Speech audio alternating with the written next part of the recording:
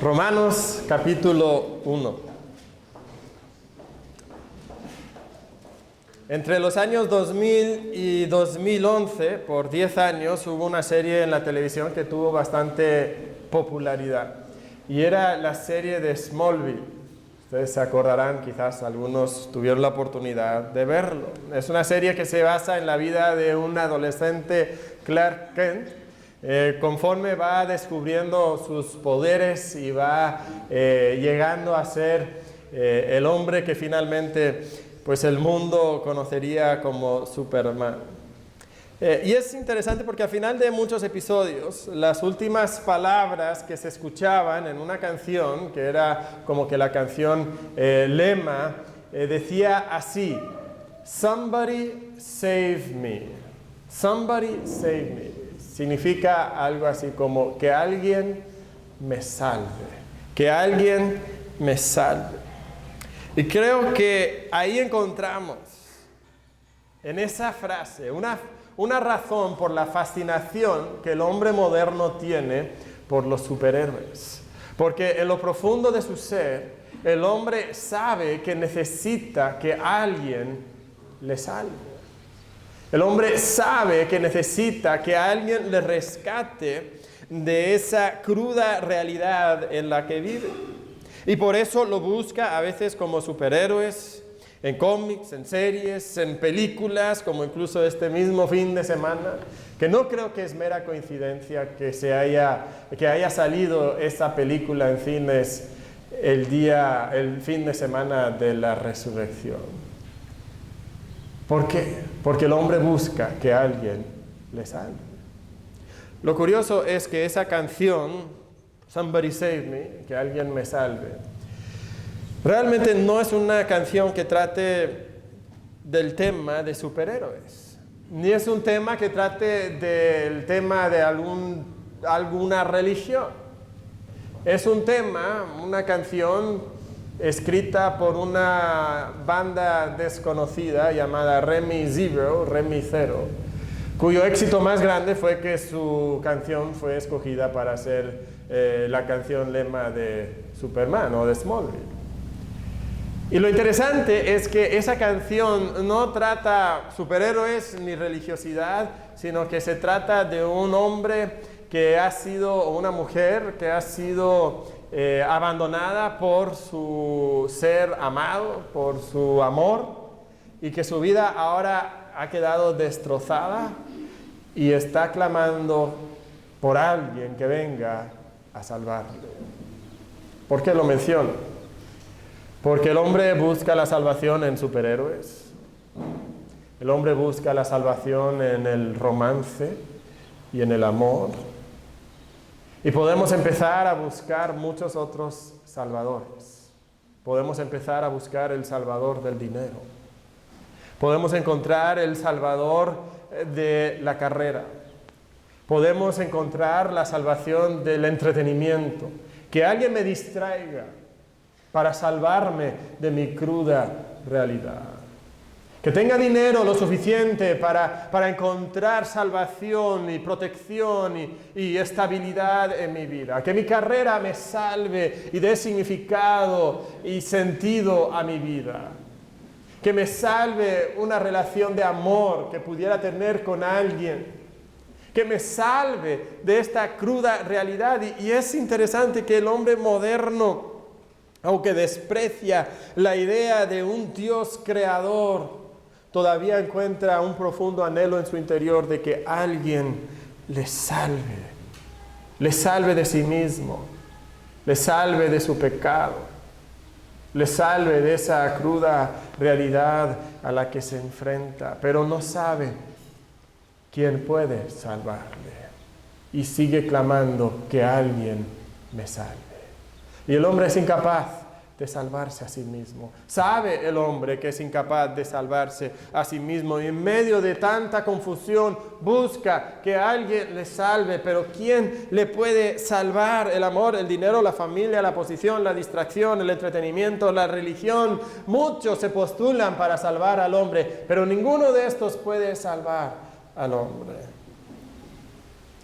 Al terminar la película, tienen que regresar a casa y enfrentarse a su cruda realidad. Al terminar el trabajo, ir al banco y sacar el dinero de la cuenta, tienen que regresar a casa y enfrentarse a la cruda realidad que hay muchas veces en su propio interior. Que alguien me salve, que alguien me rescate. ¿Y dónde podemos nosotros encontrar la salvación? La palabra de Dios nos da la respuesta en el libro de Romanos, capítulo 10. En el libro de Romanos, capítulo 10, encontramos la promesa de salvación. ¿Y dónde está esta promesa de salvación? Empezando en el versículo 8, Romanos 10, versículo 8, nos dice lo siguiente el apóstol Pablo. Mas, ¿qué dice? Cerca de ti está la palabra, en tu boca, en tu corazón. Esta es la palabra de fe que predicamos, que si confesares con tu boca que Jesús es el Señor y creyeres en tu corazón que Dios le levantó de los muertos, serás salvo, porque con el corazón se cree para justicia, pero con la boca se confiesa para salvación. Lo que la Biblia nos presenta es que la salvación no está en un superhéroe, la salvación no está en una relación de amor, la salvación no está en el dinero, la salvación no está en el poder, la salvación está en Jesús. Jesús es el Salvador, Jesús es el que puede salvarnos, pero pudiéramos preguntarnos, muchos han dicho que son el Salvador. Muchos han prometido que ellos pueden salvar. El dinero promete que puede salvar. La carrera promete que puede salvar. El amor promete que puede salvar. Mahoma promete que puede salvar. Buda promete que puede salvar. David Koresh prometió que podía salvar. ¿Qué hace que Jesús sea diferente a todos aquellos que prometen salvación? Y lo que hace que Jesús sea diferente, la gran diferencia entre Jesús y cualquier otro que se postula para ser Salvador, es que Jesucristo resucitó de la muerte. Jesucristo resucitó. Él no se quedó en la tumba. Él no está ahí enterrado. Podemos ir el día de hoy y encontrar el lugar donde Mahoma fue enterrado. Podemos saber dónde Buda murió. Podemos encontrar todo Salvador y encontrar su tumba. Pero no podemos encontrar la tumba de Jesucristo porque esa tumba está vacía. ¿Por qué? Porque Jesús resucitó. Resucitó de la tumba y ahora Él es el Salvador. Y la resurrección de Jesucristo es la confirmación de que Cristo, de que Jesús es el verdadero Salvador. La resurrección es la confirmación de que Jesús es el verdadero Salvador. A veces en las películas personas resucitan, pero en la vida realidad nadie resucita. Bueno, nadie. Jesús sí. Y por eso Jesús es diferente. Jesús es el Salvador, porque Él resucitó de la tumba. La resurrección es la confirmación de que Jesucristo realmente es el Salvador. Es realmente aquel que dijo ser. Cristo es aquel somebody que puede salvarme. Es ese alguien que puede rescatarnos, y por eso debemos nosotros de depositar nuestra plena confianza en Jesucristo. Y el día de hoy lo que vamos a hacer es vamos a estudiar en el libro de Romanos cada una de las menciones de la resurrección.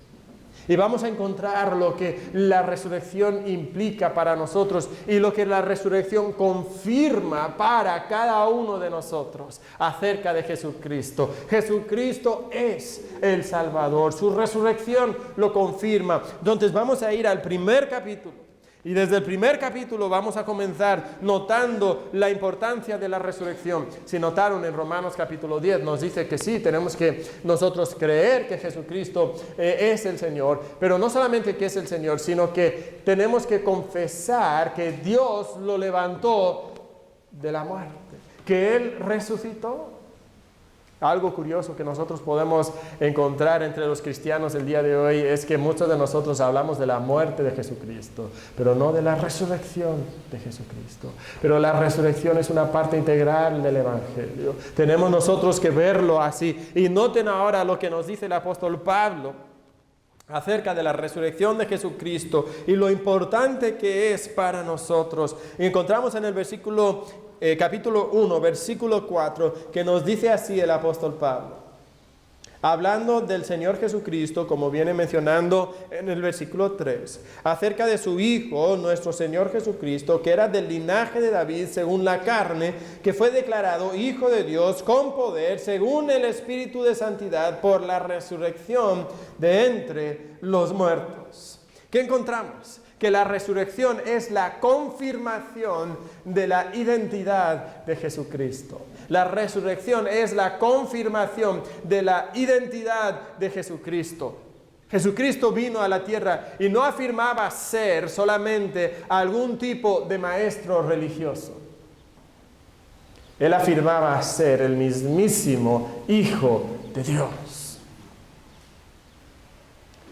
Podemos encontrar que Jesucristo afirmaba ser hijo de David, y no solamente descendiente de David, como descendiente cualquiera, sino que él afirmaba ser ese hijo de David, ese prometido hijo de David que vendría y restauraría a Israel y traería gloria por medio de la salvación.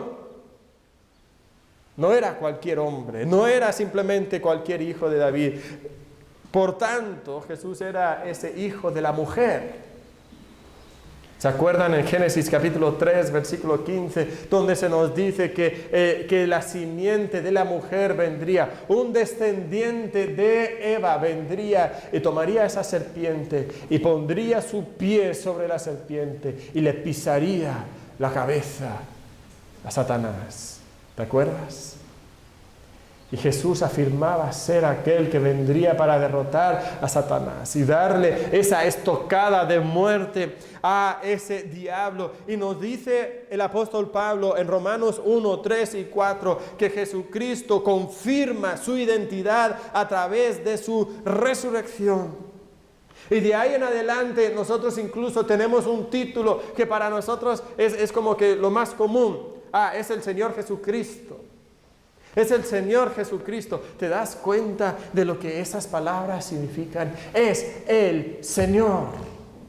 Es el Señor. Los judíos así describían a Jehová. Describían a Jehová, no querían mencionar el nombre sagrado de Dios, Jehová. Y por respeto ellos cambiaban la palabra Jehová por otra en hebreo, Adonai, y luego al griego eso se tradujo como Señor, Kyrios. Y mencionaban a Dios mismo como el Kyrios, el Señor. Y ahora nosotros encontramos que estos judíos fieles, ortodoxos, empiezan a hablar de Jesús, un hombre que ellos con sus ojos vieron morir y ellos lo describen como Kyrios. ¿Cuál es la explicación? Que Él resucitó, que Él resucitó, que Él no se quedó en la tumba, y eso confirma su identidad. Es el Hijo de Dios, como dijo, es el Hijo de David, es el Hijo de la mujer que vendría a derrotar a la serpiente, y se revela en toda su identidad en el momento de la resurrección. A veces en las películas de superhéroes, ellos buscan esconder su identidad, que nadie sepa quiénes son. Y llega siempre un momento crítico donde se descubre quién es.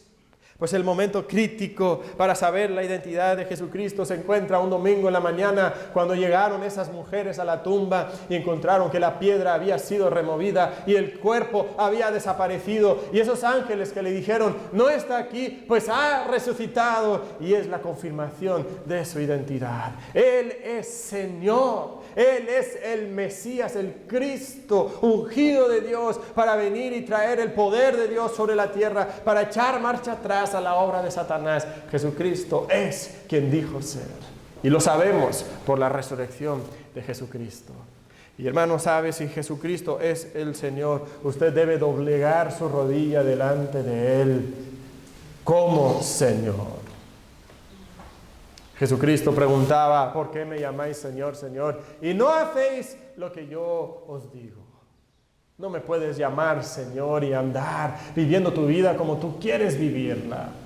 Tienes que doblegar tu rodilla ante Él, reconocer su señorío. Si Jesús es el Mesías, si Jesús es el Cristo prometido, aquel que vendría para echar marcha atrás a la obra de la serpiente, entonces también tenemos que depositar nuestra fe única y exclusivamente en Jesús. Sabes que nosotros clamamos en nuestro interior que alguien me salve, que me salve de mi pecado, que me salve de mi culpa. El mundo intenta salvarse de su culpa de muchas maneras. El mundo moderno nos dice, ¿sabes qué? No hay pecado, todo es bueno. Así ya no tienes que sentir culpa, pero en lo interior de nuestro ser hay algo que nos dice, ¿sabes qué? Eso es malo, y lo que yo hago es malo, y soy culpable. Y cargamos con esa culpa. Y queremos que alguien nos salve. Jesús es el Salvador. Y lo sabemos porque resucitó de la muerte. Murió sobre la cruz por nuestros pecados. Y luego ahí fue resucitado. Confirmación de que realmente Él había traído la salvación. Y tenemos que depositar nuestra confianza única y exclusivamente en Él. El hombre busca salvarse por la religión. Y busca por medio de religiosidad ganarse algún tipo de favor de Dios. Pero no puede ser así la salvación. Aún a pesar de su extrema religiosidad, el hombre clama que alguien le salve. Y Cristo es el Salvador. Y por eso tenemos que depositar nuestra fe única y exclusivamente en Jesucristo. La resurrección es una confirmación de la identidad de Jesucristo, pero la resurrección también es una confirmación de la obra y de los logros de Jesucristo. La resurrección es una confirmación de la obra, de los logros de la obra de Jesucristo. Es curioso porque en el mundo religioso, dentro del cristianismo, en el sentido más amplio, algunos dicen que la muerte de Jesucristo sobre la cruz realmente no logró nada. Dicen que era simplemente una muestra del amor de Dios por nosotros. Era para convencer al hombre que Dios en serio amaba al hombre. Si Cristo no hubiera muerto sobre la cruz, no hubiera pasado nada. Si Cristo no hubiera resucitado, realmente todo seguiría igual. Seguiríamos igual con un Dios que nos ama y nos acepta y podemos hacer lo que nos dé la gana, pero Dios nos ama y nada más tienes que entender que Dios te ama. Pero sabes, la Biblia presenta un cuadro muy diferente. La muerte de Cristo en la cruz y su resurrección no son simplemente una obra de teatro con un mensaje, algo simbólico. No. La obra de Cristo realizó grandes logros por nosotros. ¿Cuáles son estos logros? Miren la siguiente mención de la resurrección en Romanos capítulo 4, versículos 24 y 25. ¿Qué realizó? ¿Qué logró la obra de Cristo por nosotros? Romanos 4, 24 y 25 dicen así: sino también con respecto a nosotros, a quienes ha de ser contada, esto es, a los que creemos, en el que levantó de los muertos a Jesús nuestro Señor, el cual fue entregado por nuestras transgresiones y resucitado para nuestra justificación. ¿Resucitado para qué? Para nuestra justificación. ¿Qué significa justificar? Bueno, en la práctica, cuando nosotros decimos que nos estábamos intentando justificar o que alguien buscaba justificarse, es alguien que está intentando quitarse la culpa. Pero esto no es algún tipo de defensa personal donde queremos exculparnos de algo. Esto es ahora una declaración de Dios mismo, donde ese Dios justo, santo, que vio al hombre pecador y tuvo que condenar al hombre por su pecado, ese mismo Dios ahora mira al hombre pecador y le declara justo delante de Dios. Y nos preguntamos, pero ¿no sería eso injusto? ¿No sería injusto que Dios me declare justo si yo soy pecador? Porque si un hombre entrara a un banco y asaltara al banco, o si asesinara a alguien y luego el juez le dijera, no pasa nada, puede salir libre, diríamos, injusto. Entonces, ¿es Dios injusto? No, de ninguna manera. ¿Sabes por qué Dios no es injusto? Porque Dios descargó en Cristo su justa y santa ira. Y Cristo pagó por tus pecados, pagó por mis pecados. Y es por eso que puede declararme justo delante de Dios. Pero aún falta algo, ¿no? Porque diríamos, pero espérame, Cristo murió en la cruz por mis pecados. Y entonces yo soy libre. Qué bueno, me gusta eso. Pero eso también sería una injusticia, diríamos nosotros. Imagínate un asesino que se presenta delante del juez y es declarado culpable y le declaran su condena. Y de repente el hermano del asesino dice, espérame, yo quiero pagar la condena. Ah, ¿tú quieres? Ah, entonces no pasa nada. Ok, tú puedes ir libre y tu hermano va a ir a la cárcel. Diríamos, no, es injusto. Y he ahí la importancia de la doctrina de la unión con Cristo. Porque lo que nosotros encontramos es que en el momento de nuestra de nuestra salvación, nosotros somos unidos con Cristo. Somos hechos miembros del cuerpo de Cristo. Y ahora nosotros encontramos que yo he muerto en la cruz. ¿Yo he muerto en la cruz? Sí. Porque con Cristo estoy juntamente crucificado. Porque mi viejo hombre fue crucificado con Cristo en la cruz. Yo morí, sí, porque Cristo murió y yo soy parte de Cristo. Y por medio de nuestra unión con Cristo nosotros hemos sido declarados justos. Y hermanos, amigos, una de las necesidades más grandes que el hombre tiene es que alguien le salve de su culpa. Que alguien le declare justo, pero no cualquier persona. Todo el mundo nos declara justos. No, lo que tú hiciste no es malo, pero sabemos que es malo. ¿Qué hacer? Hay que ir a Dios y encontrar en Dios el perdón de nuestros pecados. Cuando Dios nos declara justos delante de Él. Hay otra mención en el siguiente capítulo, Romanos 5, 9 y 10. ¿Qué más logró la la resurrección de Cristo por nosotros? Romanos 5, 9 y 10. Pues mucho más, estando ya justificados en su sangre, por Él seremos salvos de la ira. Porque si siendo enemigos fuimos reconciliados con Dios por la muerte de su Hijo, mucho más, estando reconciliados, seremos salvos por su vida. Y aquí menciona la resurrección en términos de la reconciliación. La reconciliación. Lo que la obra de Cristo logró por nosotros, lo que la resurrección trajo a nuestra vida, es resurrección, reconciliación en nuestra vida. ¿Qué significa reconciliar? Cuando dos personas están enemistadas, tuvieron un pleito y ya no pueden verse, y luego alguien logra reconciliarlos, logra restablecer la relación. ¿Y qué encontramos? Que nosotros como seres humanos, por nuestro pecado, en rebeldía, en contra de Dios, habíamos sido separados de Dios.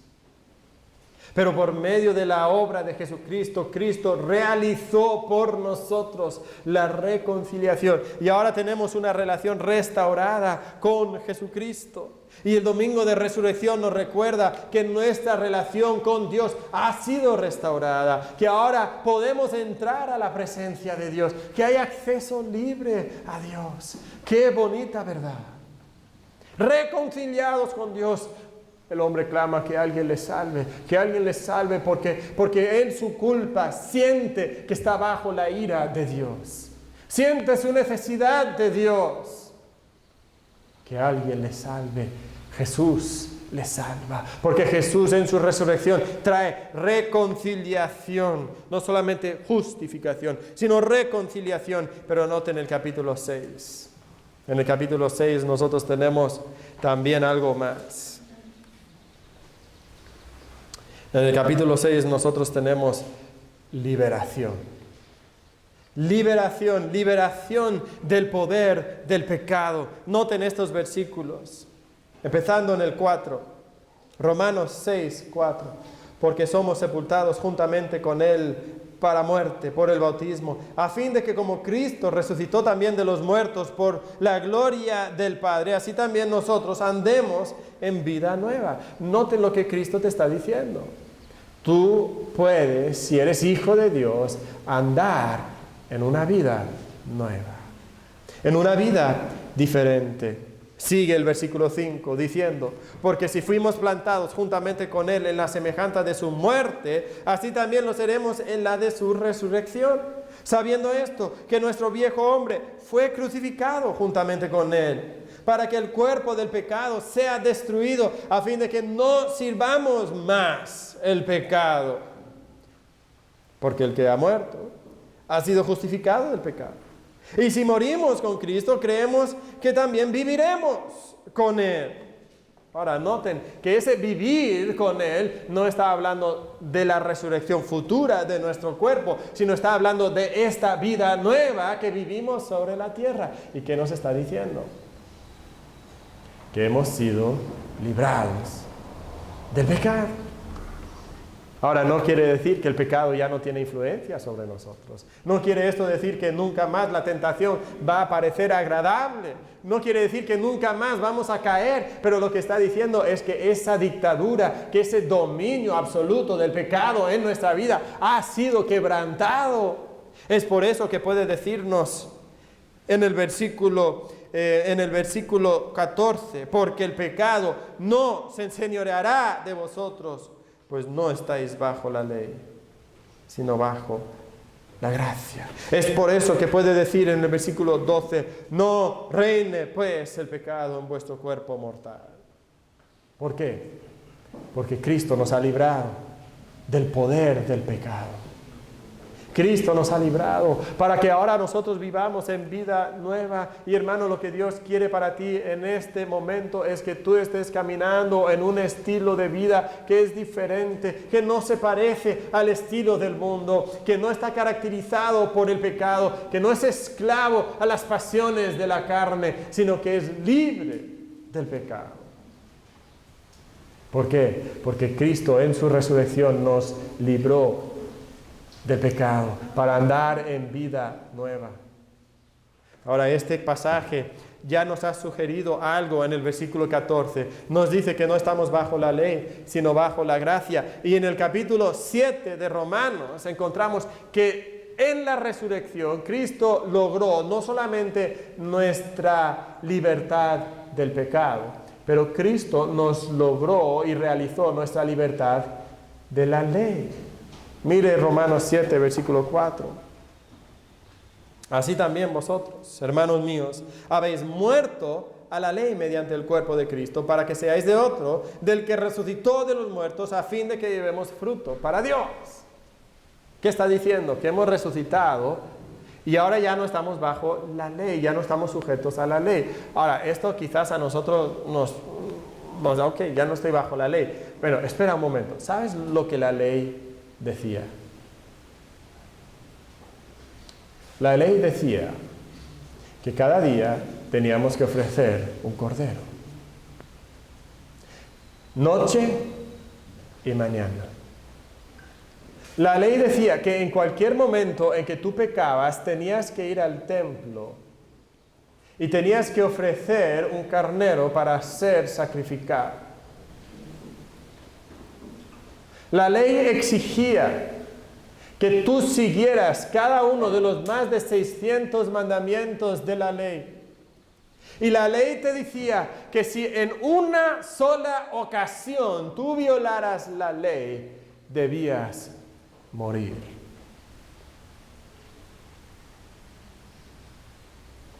Y el judío vivía toda su vida esclavizado a la ley, mirando a su alrededor, pensando, ¿dónde habré cometido una violación?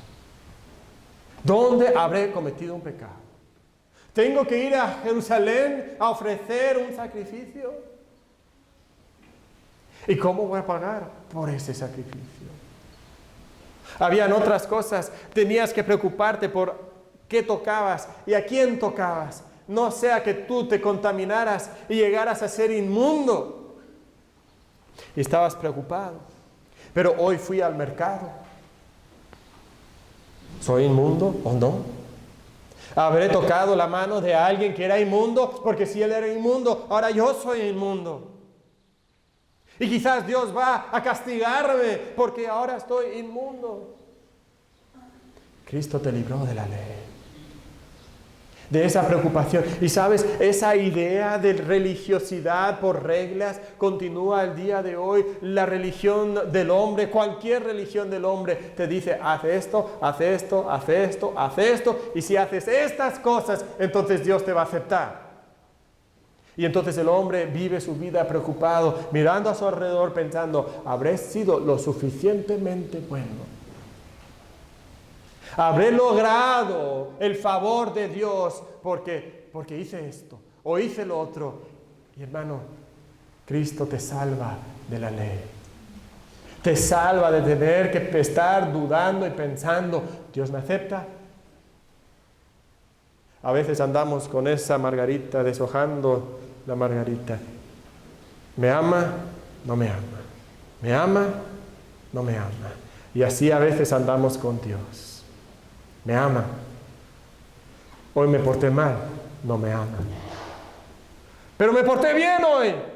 Entonces me ama. Ay, pero hoy ya no me porté bien.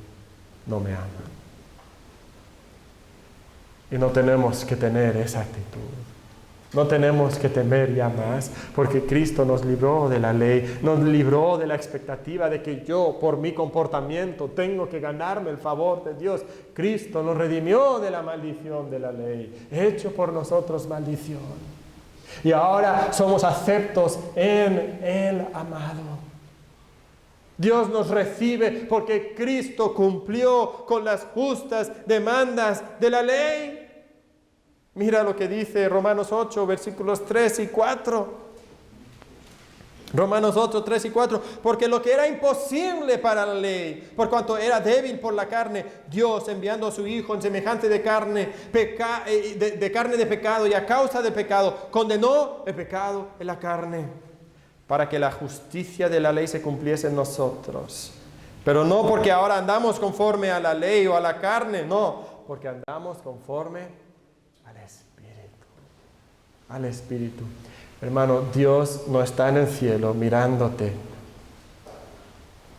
teniendo ahí una balanza, diciendo, a ver, Josías, esta semana, ¿cómo le fue? Diciendo, Ricky, a ver, ¿se portó bien?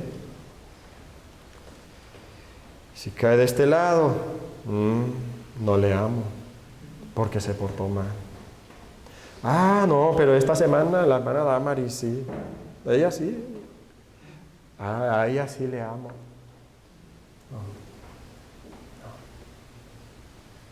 Dios nos amó. ¿Te acuerdas cuando Dios nos amó? Romanos 5 nos dice que Dios nos amó cuando éramos aún pecadores. Y que si nos amó cuando éramos aún pecadores, seguramente nos seguirá amando ahora que somos sus hijos. Aun cuando pecamos, aun cuando fallamos, Cristo nos ha librado. Y hermanos, esto es lo que la resurrección logró. ¿Qué logró? Logró la justificación. Y en la justificación Dios me trae perdón. Dios me trae perdón. Y nosotros podemos luchar por hacer cosas buenas para compensar las cosas malas, pero esa es una lucha sin fin de sentirnos justos. Y no tenemos que luchar para sentirnos justos por medio de leyes y reglas. Cristo realizó nuestra justificación. Y ahí encuentro el perdón. Pero también en la resurrección Él realizó la reconciliación. ¿Y sabes lo que eso significa para mí? Significa paz.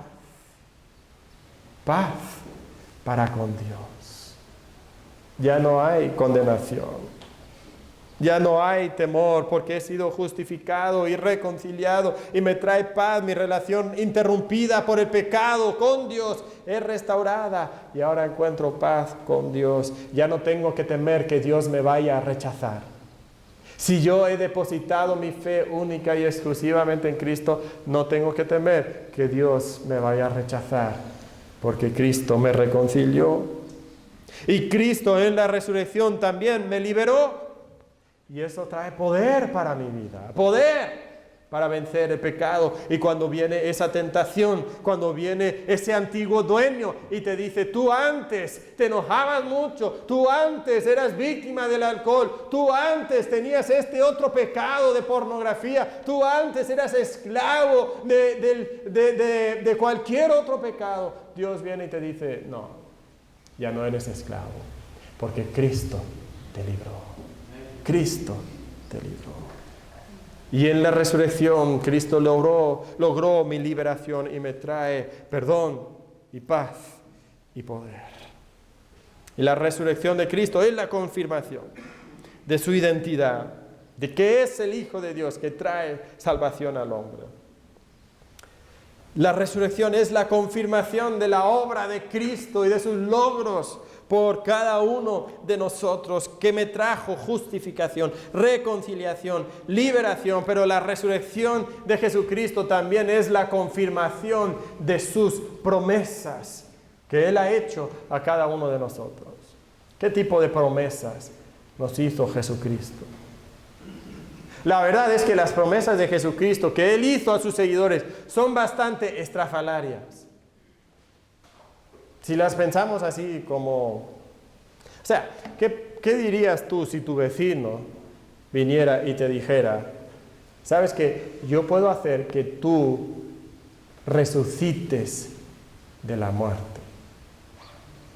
Y que después de resucitar de la muerte, que tú vivas eternamente y nunca más vayas a morir. ¿Qué le dirías? Estás loco. Eso es lo que dirías. Pero Jesús lo promete. Y nosotros lo creemos. ¿Y por qué lo creemos? Porque a diferencia de tu vecino, Jesucristo resucitó de los muertos. Y eso confirma su identidad, que Él es el Hijo de Dios. Y confirma entonces que todas estas promesas que Él nos ha hecho serán cumplidas también. ¿Cuáles son algunas de esas promesas? Bueno, en Romanos capítulo 8, en el versículo 11, encontramos la promesa de una resurrección futura.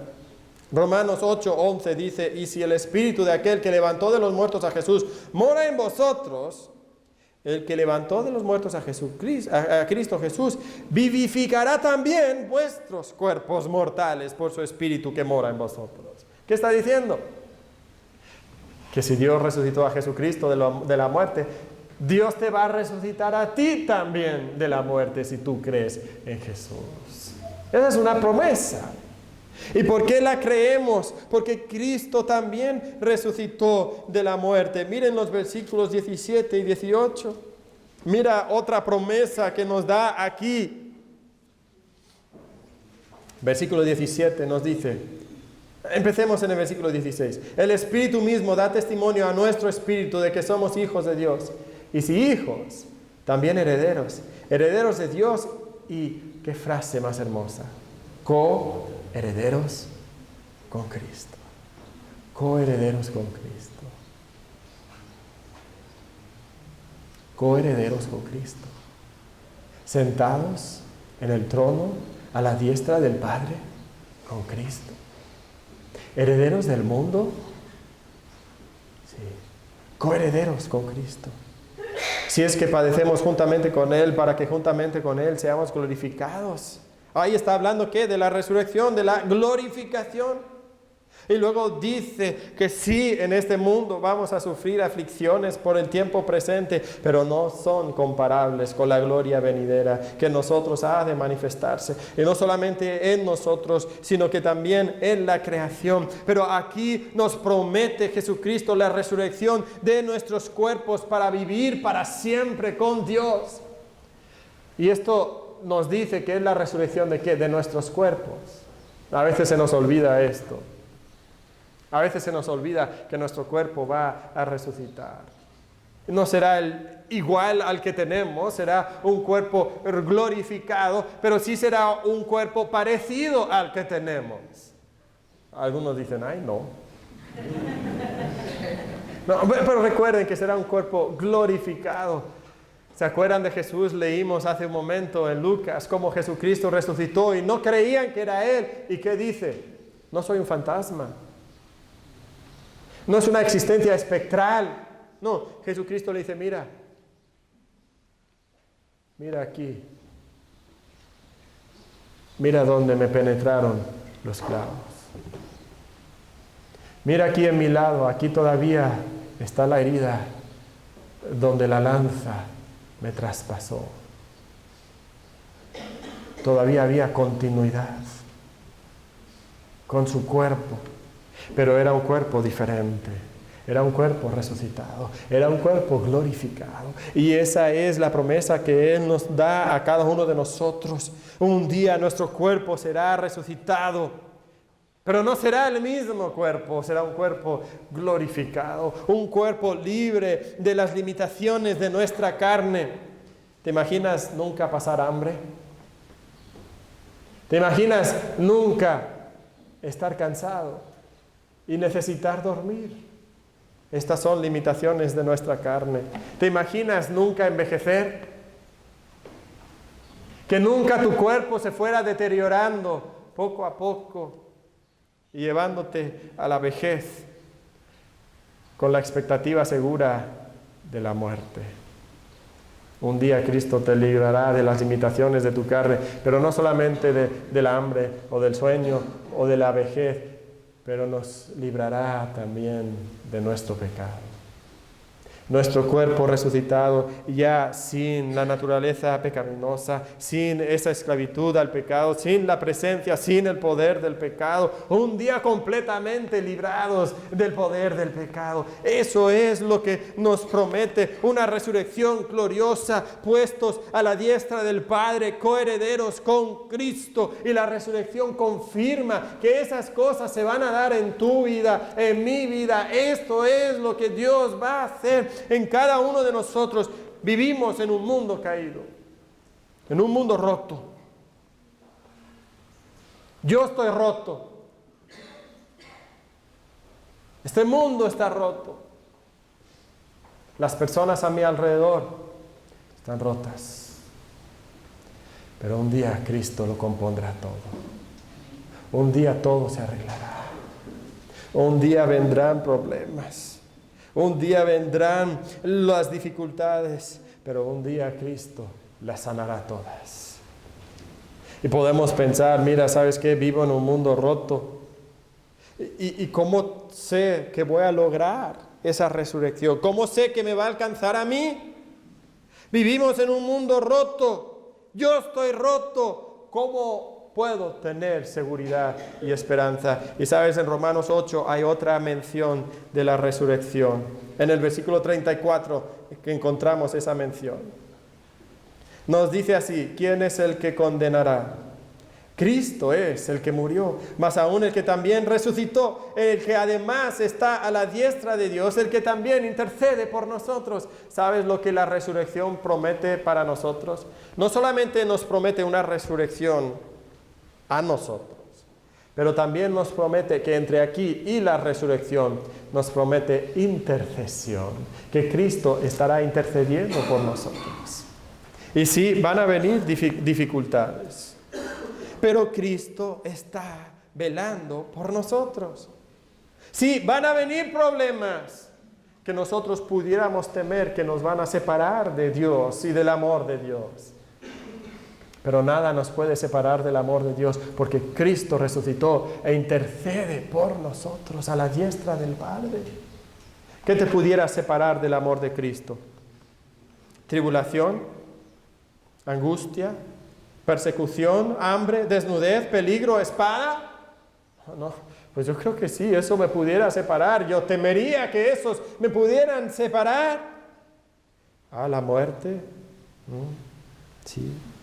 Quizás pudieras pensar que la muerte o la vida, no, esta vida es bien difícil, me va a separar de Dios. Quizás pudieras pensar que ángeles o principados o potestades, demonios, ¿te pueden separar de Dios? Quizás sí. Quizás lo que estás viviendo en este momento, el presente. Quizás pensarías que lo que va a venir te puede separar de Dios. No, nada de esto te puede separar de Dios.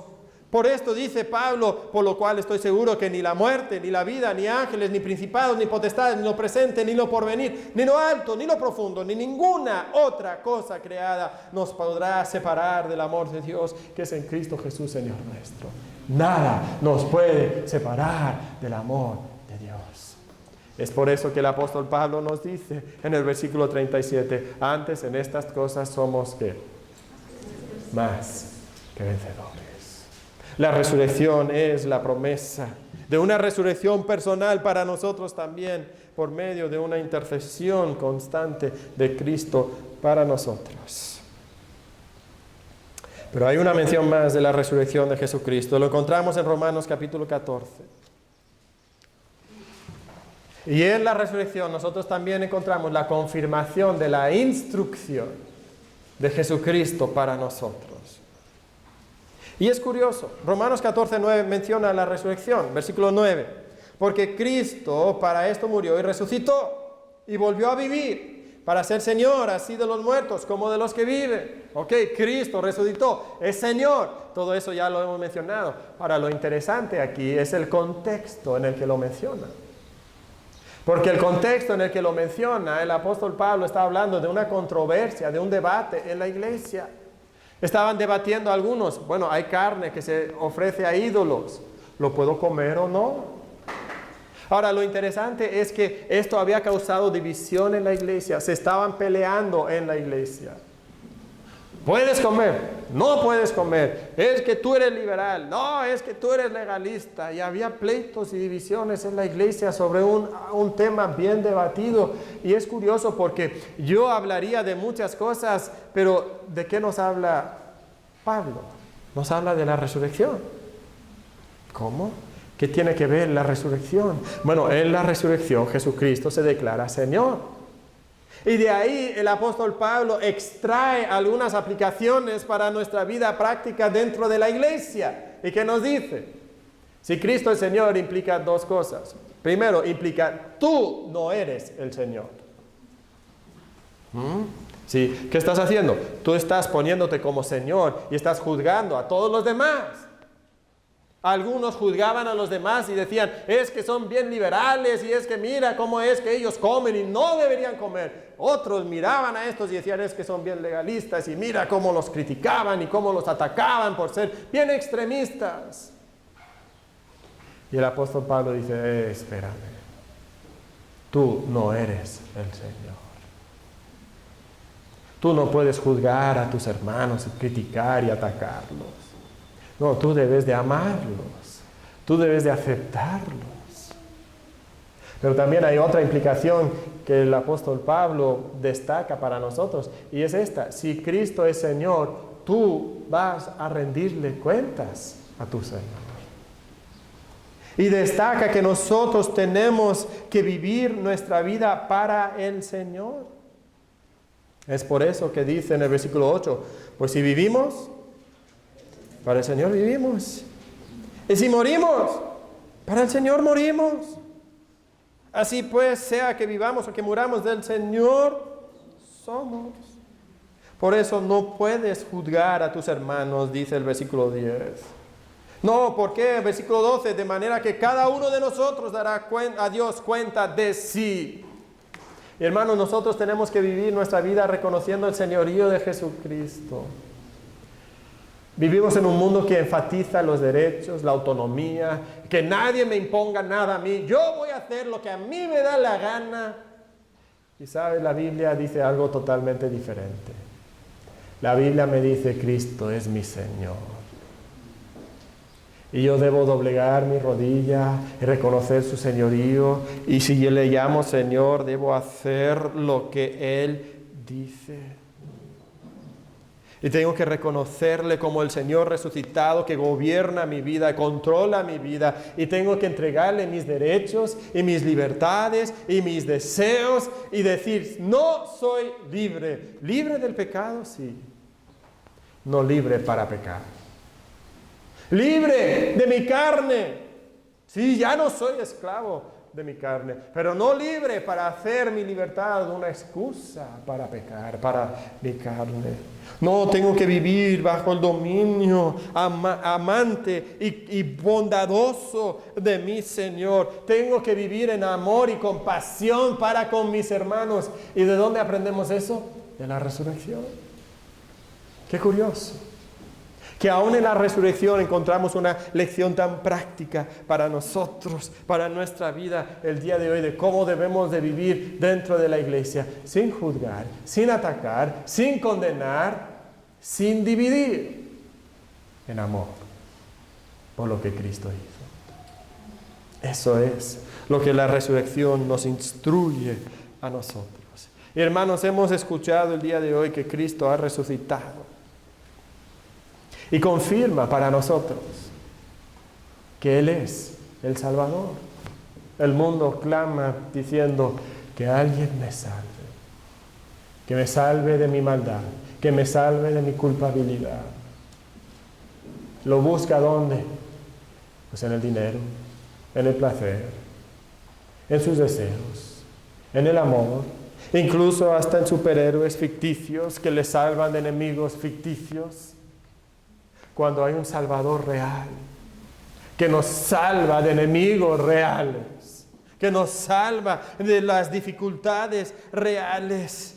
Y si tu corazón clama que alguien me salve, Cristo es el Salvador.